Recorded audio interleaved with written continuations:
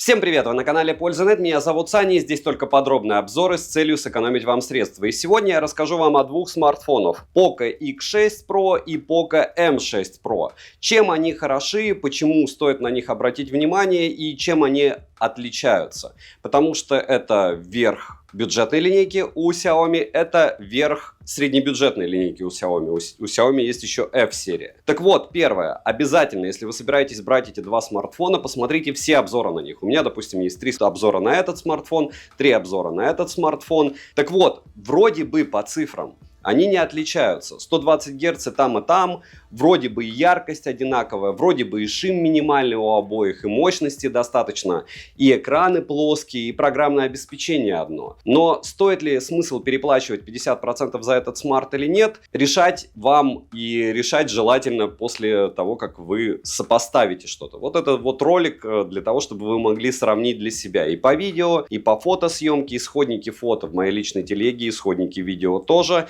Если говорить конкретно про ощущения, это, конечно, честно, небо и земля. С одной стороны, с другой стороны, когда ты берешь это устройство за 13 тысяч рублей или это устройство за 20 тысяч рублей, ты получаешь определенный уровень радости. Почему? Потому что они стоят своих денег. Это я спойлерю сразу, а вот что я скажу в резюмирую, это уже другая история. Смотрим. Розыгрыши море, читаем описание, какие сейчас актуальны. Постоянно это я, разумеется, разыгрываю один смартфон Poco X6 Pro каждый месяц. Условия просты. Подписаться на канал с колоколом, оставить любой осмысленный комментарий больше 5 слов, притом в осмысленном комментарии либо в описании своего канала указать свое имя в Телеграме. Подписаться на Телеграм-канал скидок, и вы автоматически участвуете в розыгрыше. Не забудьте еще подписаться на Телеграм-канал взаимопомощи и мой личный Телеграм-канал по ссылкам в описании. Перейдем же к обзору. Комплект поставки у смартфонов одинаковый. X6 Pro есть в 3 вариантах, это черная, серая и базовая желтая. Тыльная часть выполнена из пластика, как и рамка, а в желтой расцветке тыльная часть выполнена из веганской кожи. Габариты смартфона 160 на 75 на 8,5 мм, а вес 190 грамм. M6 Pro весит 181 грамм, а его габариты составляют 162 на 75 на 11,8 мм с блоком камер. Тыльная часть выполнена из пластика с глянцевым покрытием, рамка же пластиковая. Защита от влаги, пыли и воды у обоих есть по стандарту IP54. Разъемы USB Type-C OTG версии 2.0 и EK-порт есть как и в M6 Pro, так и в X6 Pro. Но в M6 Pro также еще установлен мини-джек на 3,5 мм. Для кого-то это будет очень важным плюсом. Стереодинамики в обоих случаях с поддержкой Dolby Atmos и возможностью персонализации. В X6 Pro используется линейный вибромотор по оси X, у M6 Pro линейный вибромотор по оси Z, и он мощнее, чем у X6 Pro. Но X6 Pro ощущается намного лучше по вибромотору, и звук реально намного лучше. Летим дальше. Poco X6 Pro имеет Crystal RS 1,5K Flow AMOLED Dot дисплей на 6,67 дюйма с разрешением 2712 на 1220 пикселей и защитой Corning Gorilla Glass 5 версии. Плотность пикселей 446 ppi, она прям субфлагманская. Имеется поддержка режима солнечного света, режима чтения и таких технологий, как TrueColor, HDR10+, Dolby Vision и Adaptive Sync. Частота обновления экрана максимум 120 Гц, частота дискретизации мгновенного касания в турбо-режиме 2160 Гц. Мультитач на борту, экран спокойненько откликается на 10 касаний одновременно. Показатели шима выше 15% не поднимаются. Always on Display на борту, но урезанный. Яркость 900 люксов на 100%, в пике 1600 люксов. В M6 Pro же Flow AMOLED на 6,67 дюйма с разрешением 2400 на 1080 пикселей, Full HD+, плотность пикселей 394 ppi, как у средняка, контрастность 5 миллионов к 1, а цветовой охват 100% DCI-P3. Экран плоский, защищен он стеклом Corning Gorilla Glass 5 серии, частота обновления экрана 120 Гц, тач на 2160 Гц, мультитач на борту, экран спокойненько откликается на 10 касаний одновременно. Always on Display на борту также урезанный, как и у X6 Pro. У них вообще даже у F-серии урезанный AOT. Регулировка шима 1920 Гц, показатели шима 13%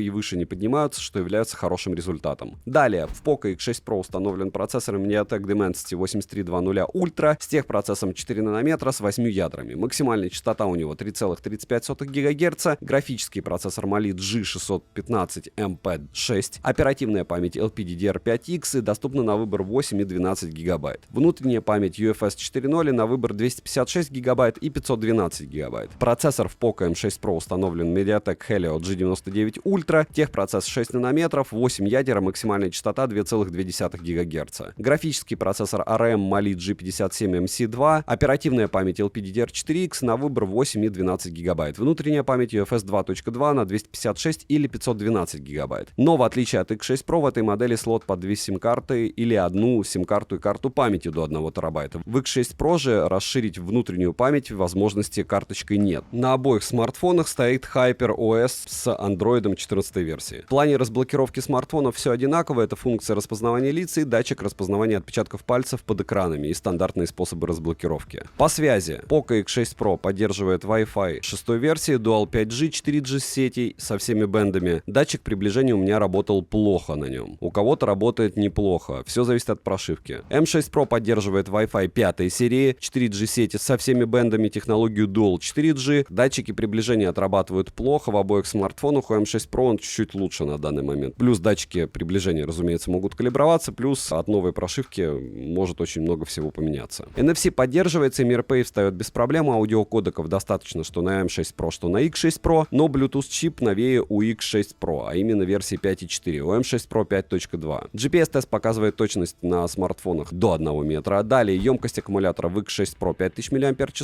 у M6 Pro также. В PC-марке M6 Pro выдал 8 часов 51 минуту. За 1 час просмотра видео на YouTube будет уходить 4%, а в играх в среднем в час уходит 20%. В X6 Pro в PC-марке было у нас 7 часов 53 минуты. При просмотре видео на YouTube уходит в среднем 5%, а в играх за час 18%. Оба смартфона поддерживают быструю зарядку до 67 Вт. Переходим к тестам. Тротлинг-тест вы видите на экране, Geekbench, 3D Mark, Antutu и все остальное. Когда вы видите все это дело, то вы прекрасным образом понимаете, почему такая разница в цене. В целом X6 Pro по многим параметрам выигрывает, но напоминаю, что M6 Pro есть слот под microSD и мини-джек на 3,5 мм, плюс у него слегка лучше автономность. Переходим к камерам. Poco X6 Pro оснащен основным сенсором на 64 мегапикселя, хотя говорят, что Poco и не про съемки, они все равно отличаются по съемке друг от друга. Здесь у него оптическая стабилизация, апертура 1.7 и максимальное разрешение для видеосъемки 4К 30 FPS. Сверхширик на 8 мегапикселей с углом обзора в 120 градусов и апертурой 2.2 и макросенсор на 2 мегапикселя с апертурой 2.4. Фронтальный сенсор на 16 мегапикселей находится по центру верхней части экрана с максимальным разрешением для съемки видео 1080p 60 FPS. Poco M6 Pro имеет основной сенсор на 64 мегапикселя с апертурой 1.8, оптической стабилизацией и максимальным разрешением для видеосъемки 1080p 60 FPS. Далее сверхширик на 8 мегапикселей с углом обзора в 118 градусов и апертурой 2.2, плюс есть 2-мегапиксельный макросенсор с апертурой 2.4. Фронтальный сенсор на 16 мегапикселей с апертурой 2.4 и максимальным доступным разрешением для видеосъемки 1080p 60 FPS. Сравнение этих двух моделей вы сейчас увидите, но я думаю, здесь тоже все очевидно. Poco X6 Pro выдает более качественную картинку на основной сенсор. Также у него есть поддержка съемки в 4К, да и алгоритмы настроены лучше.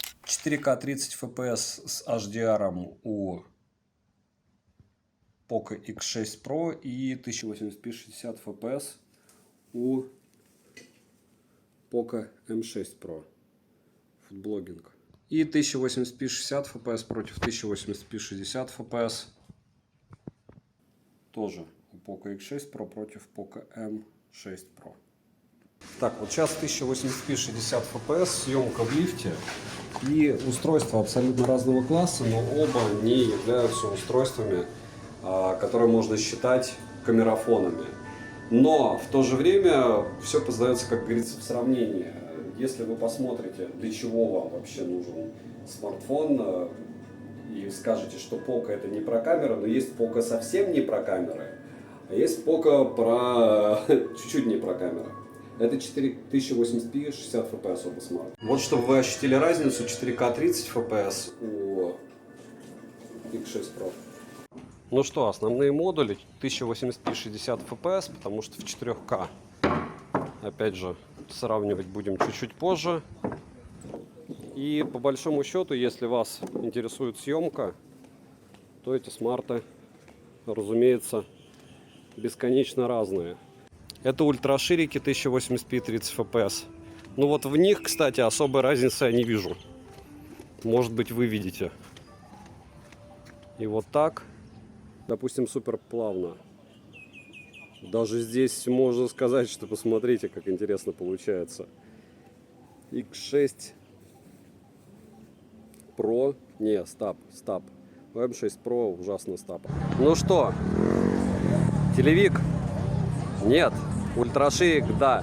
Это два ультраширика, и я нарекаю себя главным программным мучителем интернета. Потому что, хотя мученик интернета скорее, потому что из тестировщиков, то, что сделал со мной Huawei с его Puro 70 и Puro 70 Ultra на стримах, мне кажется, мало бы кто-то выдержал. Вот так вы сможете снимать, абсолютно бесполезная съемка в условиях слабой освещенности, особенно такого освещения самого противного. То есть сейчас закат, рассеянный свет с одной стороны, с другой стороны искусственный свет, и ты не знаешь, куда бежать, куда деваться. И если, допустим, идти, то вообще лучше не ходить никуда, лучше стоять и все. Здесь уже интереснее. 4К 30 FPS против 1080p 60 FPS на Poco M6 Pro.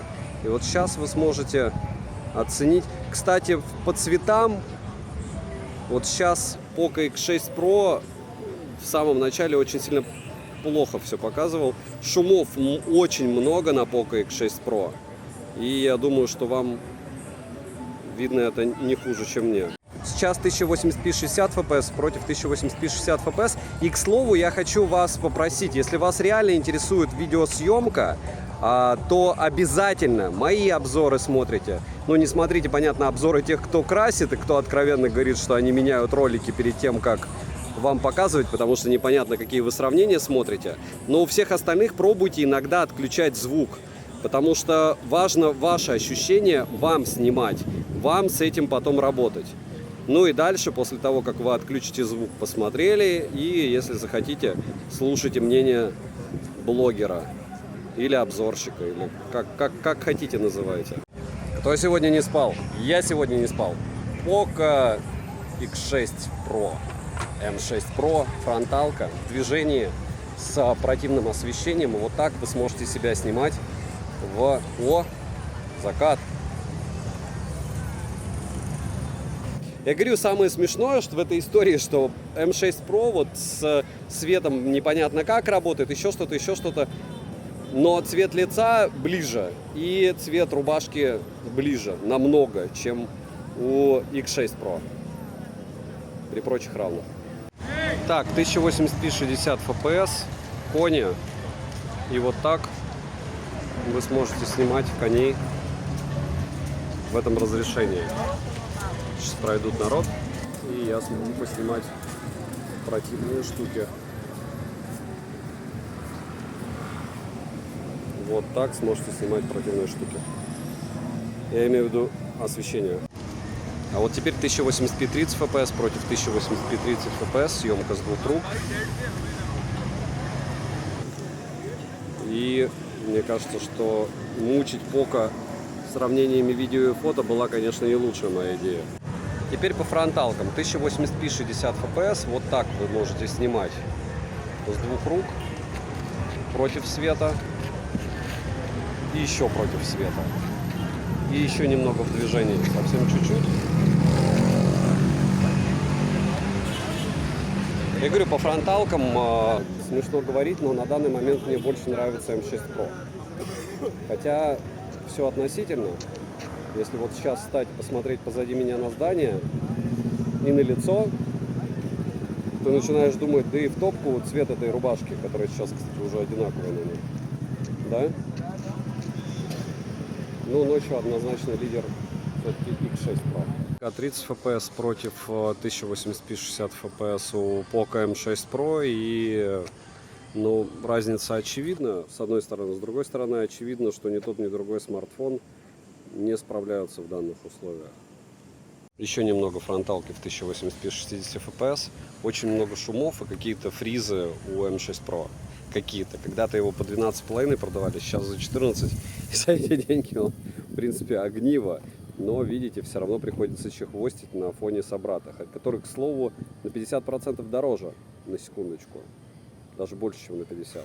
все исходники я скину себе в личную телегу, но если мы, допустим, будем брать Poco M6 Pro, то это игра в одну калитку, потому что вот смотрите, ночная фотография на наш великий M6 Pro и на X6 Pro. Здесь небо и земля, да, X6 Pro не очень хорошо фотографирует, но M6 Pro фотографирует на уровне именно бюджетника. Если брать фотографию против солнца, здесь то же самое. У нас ушатайка идет по полной программе. Здесь у нас белена от M6 Pro и более-менее приличная фотография от X6 Pro. Если говорить про фронталки, фронталки очень близки, но в то же время все равно разница есть. Притом не всегда, кстати, разница в сторону положительная для X6 Pro. Я не знаю, что с калибровкой именно цветов, но на фронталке вы увидите в видеопримерах, что очень часто у X6 Pro цвета передаются намного хуже. В целом, по камере X6 Pro выигрывает у M6 Pro почти по всем модулям. Скачивайте исходники, но это точно не топ за свои деньги по фото. То есть за эти деньги можно купить смартфоны, которые будут фотографировать лучше. Цену можете посмотреть по ссылке в описании к видео. Не забудьте подписаться на телеграм-канал скидок, взаимопомощи и мой личный телеграм-канал по ссылкам в описании. Я эти смартфоны планирую погонять еще, потому что они мега популярны. И в этот раз я не хочу резюмировать долго и мучительно. Почему? Потому что, смотрите, я очень, с одной стороны, не люблю вот такие сравнения из разряда Xiaomi против Xiaomi, Poco против Poco. По большому счету это же есть Xiaomi. Но здесь мы говорим больше даже о разнице в классах. Если это устройство уже субфлагманского уровня, то это устройство все еще бюджетное. И ощущения соответствующие. Разумеется, у них есть аналоги. Допустим, за 22, правда, вряд ли аналог я смогу назвать, потому что Realme накидывает 5000 на свои устройства за телевики и дизайн. А Poco делает по-другому. Poco делает топорно, Poco копирует Redmi, но это уже другая история. Не другая история, что Xiaomi-то умеют демпинговать. Сегодня, допустим, Xiaomi 13T за 28 тысяч, ты смотришь, Realme GT 6T новенький стоит 28 и 13T, а 13T его ушатывает, притом по мне по полной программе. И вот что делают Xiaomi и Poco, они демпингуют ценами. В телеге скидок можете посмотреть сегодня распродажа. На Али она постоянно, там 2 раза в месяц, вот в этом месяце, иногда 1 раз в месяц. Но если брать вот эти два устройства, почему-то у меня Poco X6, вот этот конкретный, который я купил еще раз, немного желтит, этот не желтит, экраны калибруются, поэтому я не особо внимания на это обращаю. Датчик приближения подглючивает и здесь, периодически по-разному. У меня меньше всего этот виртуальный датчик глючил, кстати, в Poco X6. Вполне возможно, вы сможете откалибровать, вполне возможно, вас это не трогает. И такое железо за такие деньги не предлагает никто. Все остальное по факту компромиссы. Если бы я брал себе как основной смартфон без необходимости игр и снимать видео, разумеется, вот эта вот штука, или Redmi Note 13, или Realme 12, вот на них надо смотреть. Если мне уже хочется ощущать комфорт, и по большому счету максимум, когда у тебя есть максимум мощности, потому что мощность здесь избыточна прямым текстом, то это Poco X6 Pro. Плюс это нереально огромный хайповый товар с точки зрения комьюнити. Если у вас будут какие-то вопросы по настройке, несколько тысяч человек, которые это дело покупает, кастомные прошивки устанавливает, еще что-то с ним химичит, они смогут вам помочь. Оба девайса справились со всем, что было относительно хорошо, я бы сказал, даже очень хорошо. Девайсом от меня, да, пишите в комментах, сделать ли стримы с прожаркой в нуле этих двух устройств. У меня есть желание такое, для того, чтобы вы увидели, что они уже подпилили прошивку довольно неплохо и допилили ее. И здесь Android 14 версии, в отличие от Huawei Pura 70 Ultra, у которой Android 12 версии. И баллов в Antutu в 2 раза больше и еще много всяких штук, поэтому вы должны понимать, что китайские бренды бывают разными. Подписывайтесь на канал с колоколом, огромное спасибо за просмотр, девайсом, повторяюсь, да, добра и удачи вам, дорогие друзья.